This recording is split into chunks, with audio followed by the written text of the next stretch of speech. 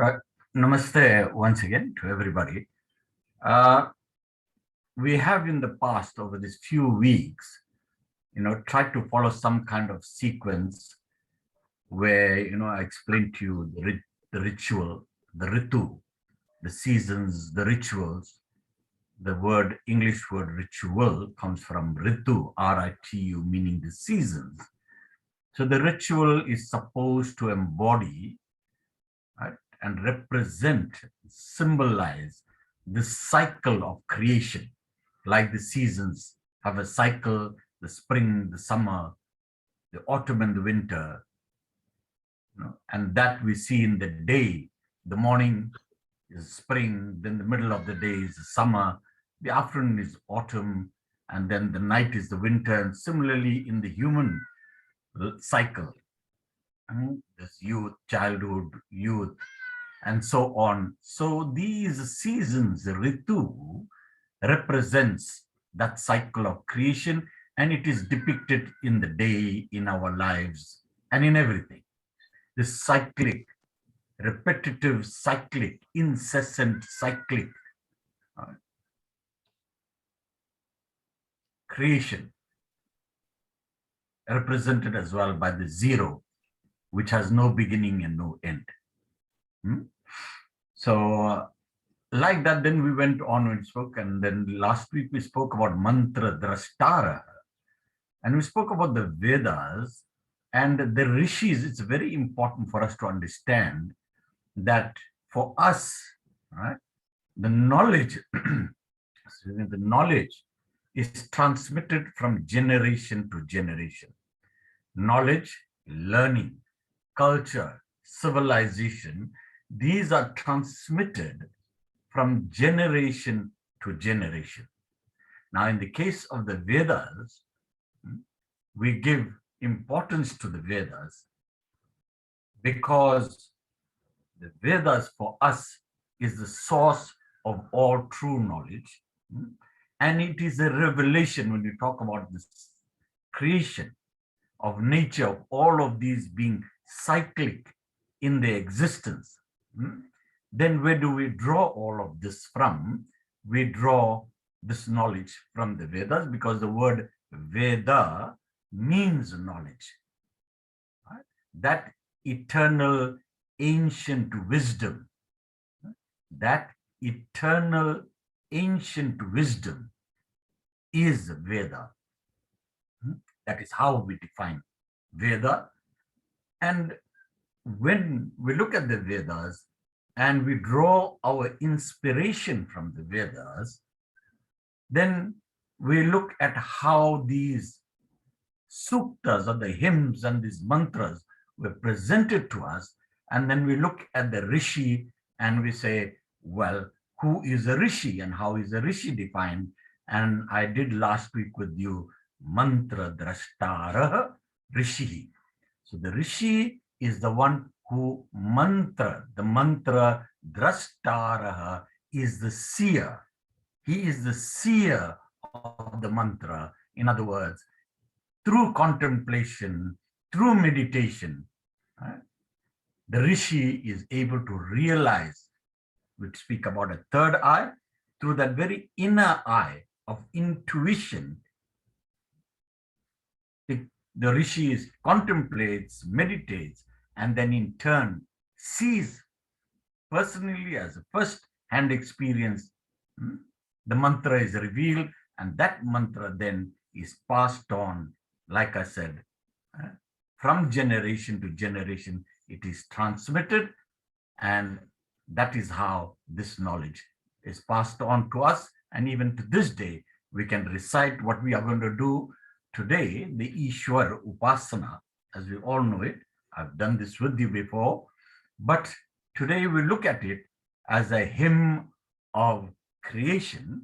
And the topic says, Hiranyagarbha, born of a golden womb.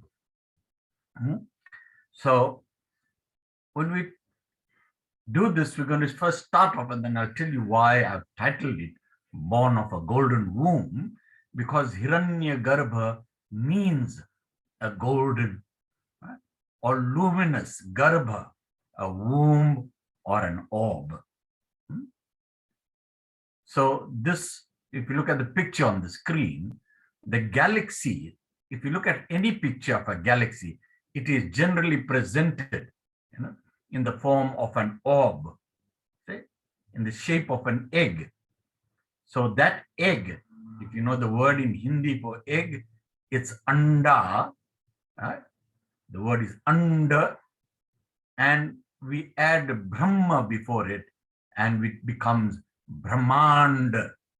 So it is not only Hiranyagarbha, but the word Brahmand, for those of us that know the Ramayana, there is a line where Ram is born, and when Tulsidas is describing the universe from which everything is born, he says, Brahmandani Kaya. Right? So this Brahmand is that body, Kaya, the body. Brahmandani Kaya. This Kaya, that body that is in the shape of the egg, but the difference is, while a bird may lay an egg, this egg, and from that egg of that bird, a little chick will be born, or a little nestling is born. Out of this egg, the entire universe is born. So therefore, it is that anda from which Brahmand, the universe, is born as part of the cyclic evolution. Right? So let's look at today, firstly, the Ishwar Upasana, born of a golden womb. We start off with Vishwani Duritani Parasuva Yad Bhadran Tanna Asuva. Right? Now, this mantra, that is the first mantra of the Ishwar Upasana, has been added on by Swami Dayanand. Swami Dayanand liked this mantra very much. It was his favorite mantra. The first one, the very first, Vishwani Duritani. It was a mantra that he liked very much. And there is proof of, this in the manuscripts. Those manuscripts that we have, well, when we say we, I mean in India, that they still have, where Swami Dayanand used to write, always at the top of the page or his manuscript, he'd begin by writing the mantra, Vishwani Duritani Parasuva. So if you look at the slide, then you'll find the very first one is there. And so it is, when we talk of the Ishwar Upasana, it is taken from the Vedas, from a hymn called the Hiranyagarbha, the Hiranyagarbha Sukta, or the Kaha Sukta. Right? So, Lekha, if you can go to the mantra that says Vishwani Duritani Parasuva. In this hymn, if you look at the grammar of the mantra, because when you say it as it is, it's difficult to work it out. But if you make it into a sentence, right, then it goes Vishwani Duritani Parasuva. Right? I think it's on a separate.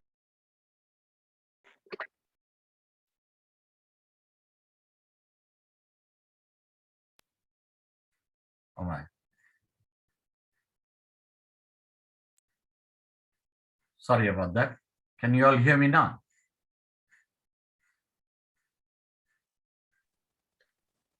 Yes, Yes, Dr. you can. Yeah. Now, from where did I break off? So I know where to start. You were waiting for that slide on Vishwani Deva. Okay. I think Lekha is having a little bit of a problem with that. But can I go ahead and explain that to you? There you are.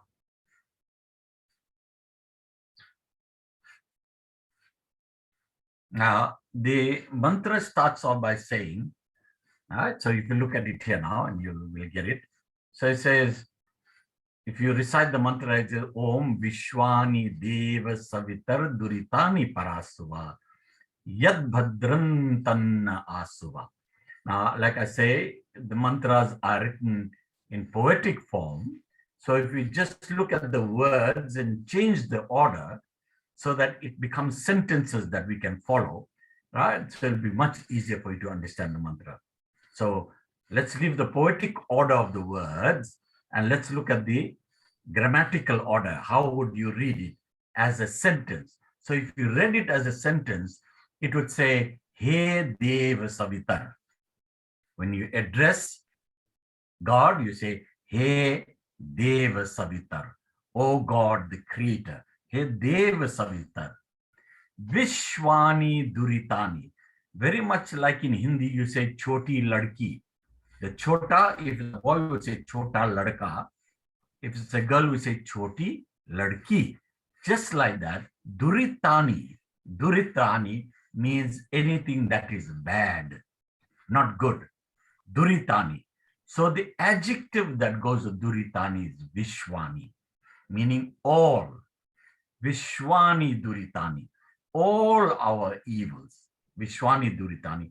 Paraswa, if you know the, Hindi, para, par karade. Move, remove, take far away. So, see, it's a simple sentence. Oh God, remove. What must you remove? Vishwani Duritani, all our vices. And then the next part says, Yat Bhadran Tanna Aswa. So it says, if you take all the evil away, what must you do? Yat Bhadram. Like I said, we're breaking them up word for word so that we can understand it as a simple sentence. And it says, Yat, that which is good, Bhadram. Yat Bhadram. You may have come across people with the name Bhadra. There is a person called Bhadra Rancho. So, Rancho. So, Yat Bhadram. Bhadra means good. So, that which is good. Tat, Yat, agreeing with Yat is Tat. Which is good. Tat, that, like the English word, that Naha, to us, Asuva. The opposite of Parasuva is Asuva. So we've asked that you take away the evils, and now we're saying Yad Bhadram, Tat Naha, which is ennobling, which is good. Tat, that, Naha, to us, Aswa, bring. Paraswa, take away. Opposite, Aswa, bring. So Paraswa, remove that which is evil. Aswa, bring to us that which is good. Now, I think you'll understand from that explanation why Swami Dayanand liked it and why he always wrote it. Whenever he commenced a piece of writing, he'd write that because for him, this encapsulated, right, contained in it, it is a bija mantra. Bij means a seed. Just like a seed blossoms and becomes a huge tree, this seed mantra, the whole lesson of life, everything, right, is contained in the seed mantra. And all it simply means is, all we want to do in life is take away all the evils that are there in our life, all our tensions, all our frustrations, all these are duritani. And we say, bring into our lives, Bhadram, all the good things. And that is the message of the Vedas. Right? So now let's look at the first mantra of the Hiranyagarbha Sukta, which starts off with the word Hiranyagarbha. Hiranyagarbha, right? We've looked at the meaning, and Hiranyagarbha says the two parts. It tells us that at the beginning of creation, in its primordial state, that early state, Hiranyagarbha, there was this shining orb. So when I said born of a womb, what the Vedas do is they use what we call a metaphor or a simile, where you compare. you're always comparing things. So in the Vedas, we find this all the time, is that there are comparisons or similes that we can relate to. Right? Similes. So in other words, there are pictures that the Vedas create, which we can relate to. This is a typical example. We are talking of creation as being a womb. It is easy for us to relate to a womb. Why? Because when a human being is born, or an animal, not all animals, but most animals are born from the womb, from the mother's womb. So now what it is saying to you, the mantra is saying to us, and this whole hymn is saying to us, if you can picture and imagine creation as coming from the womb of a mother, now we are looking at a greater mother and a womb from which all of creation is born. So there's a comparison. On the one hand is the human womb out of which a baby is born. And compared to that is the womb, this universal womb from which all of creation is born. So it says, Hiranyagarbha, this golden womb is there, right? And therefore it's called golden because at the beginning it is a mass of shining particles, gaseous particles. So therefore it is called a shining, a golden womb. Hiranya meaning golden. Then it says samavartatagre, and that is broken up into samavartata, agre, or agre, as you see it there in the verse, where the word that is close to it in Hindi is age. Age means at the beginning. So samavartata in this time of flux, time, age samavartata, at the beginning of that time. Bhutasya, asya ramasya, of Ram. Bhutasya, of the bhuta word, the inanimate word, of bhuta. Jataha. Jata, the word we get it from is janma jayate, to be born. Jataha, the creator. Jataha patir eka asit. Patihi, right? We talk about Prajapati. We talk about Dharmapati, the Lord. Patihi, eka, one. Asit, asti is he, she, or it is. Asit is the past tense. He was. So the Pati Eka Asit, that one supreme being alone was. Jata, the creator, Bhutasya, of this inanimate word in the state of Bhuta, when Samavartatagre, Samavartata, time, age, at the very beginning of time. And then it says, that one supreme being, Sa Dadhar Prithvi. Now, simple, Saha is the subject, Dadhar is, you know the word Dharan, we get the word Dharma from it, right? Dhara. Right? So from that, Sa Dadhar, he sustained Prithivim, the earth. Sa Dadhara Prithivim. So he sustained the earth, right? And the next parts read Sa Dadhara Prithivim, right? Dhyam Utta. Dhyam, when we say the Shanti part, we start off with the Dyo Shanti. So Dyo means the heavenly region. Now this is not the heaven that lots of people think about, where there is somewhere a beautiful place, you know, where there are people that are, after they die, they go there and they're enjoying the benefits of a good life, and that a place called heaven. It's not that. It's the celestial regions, the world that is beyond, the world of the galaxies, the infinite world of this universe. So it says that dhyam. So that dhyo, when it becomes the object of a sentence, it becomes dhyam. So he sustained Prithivim and he sustained dhyam, the dhyo, the region of the heavens. So sadadhara Prithivim, dhyam uta, and the heavens. Kasme devaya havisha vidhema. Now I have done this line with you, and I've told you it's repeated in this Ishwar Upasana. Kasme devaya havisha vidhema, meaning that to that kaha. Kaha is the first letter of the alphabet kaha, and it means that Brahma.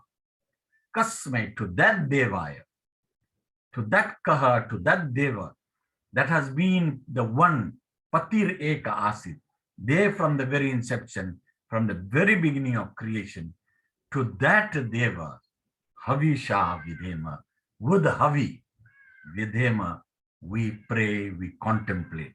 And havi here, when we're doing havan, what we offer is called havi. When you offer into the yajna, it's called havi. But when you're not doing a havi, right, then the adhyatmic meaning of havi is the devotion that comes from your heart and is poured out to that supreme being. So that havi that comes from within is also a kind of samagri. That samagri is offered into a greater adhyatmic yajna, a spiritual yajna, and that spiritual entity is that one supreme being, patir eka asit, kasme devaya, and to that deva, with this havi of mine, with my faith, my devotion, with him, we pray, or we contemplate, we meditate. Now, Lekha, I think we're going to stop the recording there. So much for I thought I'm going to do the whole of Viśeṣa Upasana today.